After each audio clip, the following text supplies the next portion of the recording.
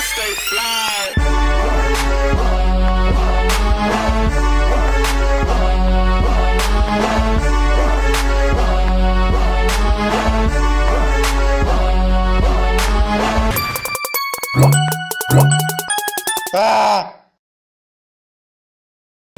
Boom, what's up? It's your boy Adrian Nice. Welcome to Mouthin Out. Right now, I'm here with SoCandy in the motherfucking building. Live and direct. Live and direct. Right now, where we at? We are at Ugly Money Summit, man. It's a vibe. This is my second day back, and it's amazing, man. This is a great place to be now. Yeah, yesterday you was up on stage, you performed and everything. I caught that. Definitely great performance. You got the energy and all of that. Where does that come from?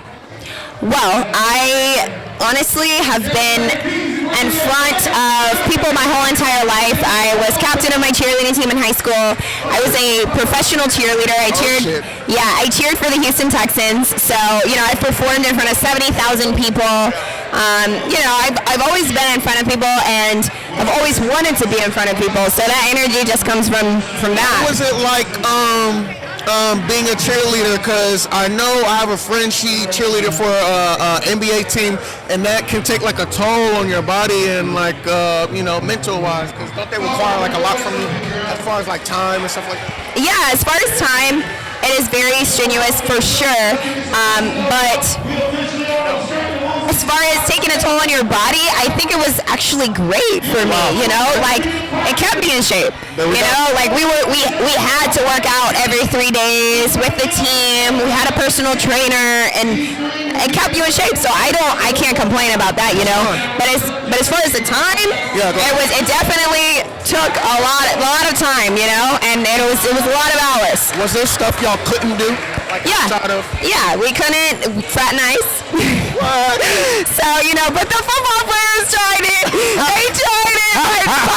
But you can get in a lot of trouble if you fraternize. If you try to engage with another football player that's on the team, you can get in trouble for that. So they can't be associated with the organization at all in any kind of way, or just like they're on the team?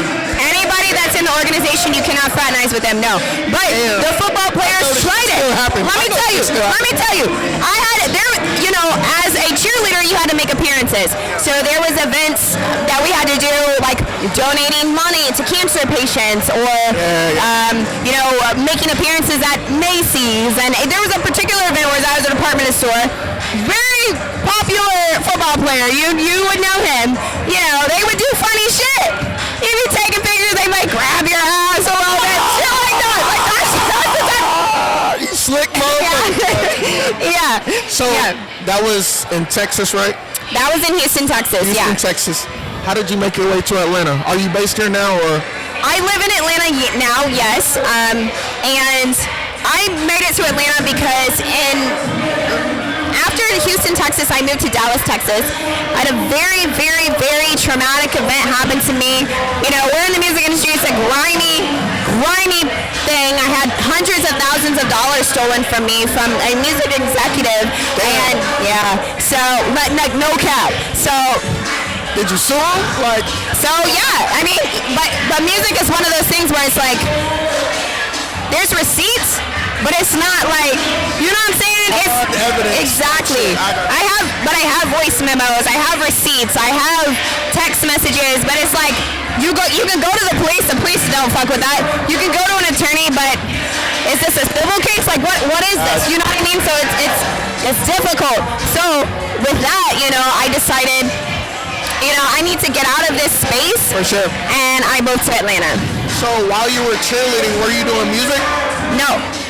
But I was always into music. I was always, I grew up loving music. I grew up wanting to be an entertainer. And as a high school cheerleader, I was a gymnast. I was an elite gymnast, so I was an athlete. I was an athlete. And as a cheerleader, you know what I'm saying? Like in high school, you might do a little dancey shit, but no, I was an athlete. I was doing the flips and shit, all that. And so when I got to the Texans, it was like, they're dancey. They don't really do the flips and shit like that. And I wasn't that. I didn't have the choreography and shit, but I tried. And there's girls that try out for the Texans 3, 4, 5, 6, 7 times and they don't make the team. I tried out once. And you got it. I tried out once. And you got it. As an African American. And I made that shit. Yeah. So my thought process in my head was like, shit, if I can do this, I can do anything. So I decided to go for my music career. Did you ever think about the Olympics before? Yeah. See, I was an elite gymnast, and that was my goal. I want to get to the Olympics. I want to be, Simone Biles wasn't around then, but I wanted to be, whoever was winning the gold medals in the USA. That's what I wanted to be. And I got a mental block. So. What do you mean by that? All right. So what a mental block is in gymnastics, have you seen gymnastics on TV? Yeah, for sure. So they doing crazy shit. My mom is like super into that. All right, okay. So you see crazy shit happening, right? Imagine being 7 years old. And when you're 7, you're not really thinking about it. You're just like, all right, coach, you want me to do a double backflip in the air, no hands? I got you. No, when you get 8, 9, 10 years old, your senses, your cognitive starts coming into place, and you're like, bro, I can die. I can land on my neck and die. So it's like, okay. It's like, all right, maybe I should think twice about this. So I got a mental block, and so what a mental block is like, it might start off at, okay, I'm gonna balk. And when I say balk means balk, chicken, you're chicken. So I might run, or I might be on the balance beam and dismount, and I might not dismount because I'm scared. I'm balking. You know what I mean? And that'll turn into, okay, now I don't want to do a back handspring, or now I don't want to do a handstand, or now I don't want to get, it's a domino effect, yes. Damn, that's crazy. And so what, you was just like, so it got to a point. Might not be for me, or you just. Well, no, it was always for me, but I grew up not as well off. Okay. And gymnastics, that's the one thing about gymnastics, it's not cheap. You know what I mean? So I didn't want to put that pressure on my parents who didn't have the funds in the first place. I had coaches. I was so good that coaches were supporting my dream. Yeah. You know what I'm saying? They were doing that shit for me. And so I didn't want to put that pressure on my mother, and I wouldn't do what I was supposed to be doing. Like, what the fuck? You know what I mean? So when you got to the NFL and you were cheerleading, how old were you then? When I was in the NFL, I was old enough to drink alcohol. Okay, so going from that and then going to music, how did your parents feel about that, or your family? They hated it. My parents now hate that I do music. They hate that I do music. Why? Because they see me as. Believe in it? Like that's one. Got you. And they see me as a doctor. They see me as a lawyer. They see me as traditional.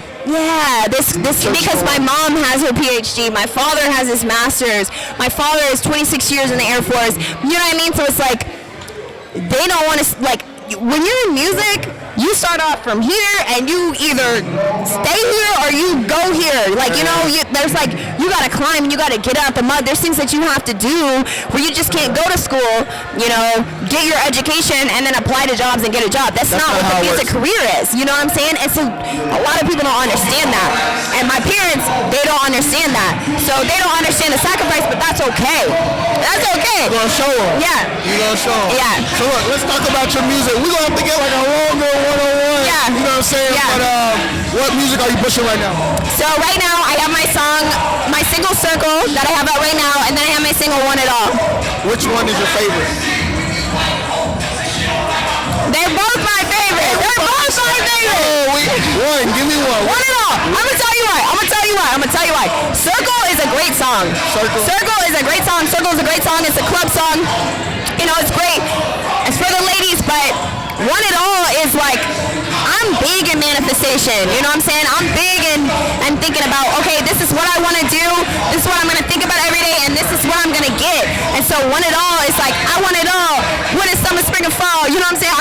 It's saying to the people, you think it, you get it. And that's why I fuck with Want It All. And then it's a a hard song. Like, so I don't know. I just like want it all. Well, look, y'all go check it out. How'd you meet Pemmican? Pemmican. Oh my God. So I met Pemmican at Whiskey Teas. Shout out to PB Pluto. PB Pluto actually introduced me to Pemmican. I performed for him, and then it's a whole long ass story, but we ended up linking up, and man, it was history from there with Pemmican. He's hard. So we're gonna have to set one up. Yeah. We'll definitely any last words and then yes. You guys can follow me on all social media platforms at Real SoCandy, and we here. What's up? There you go. I'm Adrian Nice, Mouthin Out, and we are out. Peace.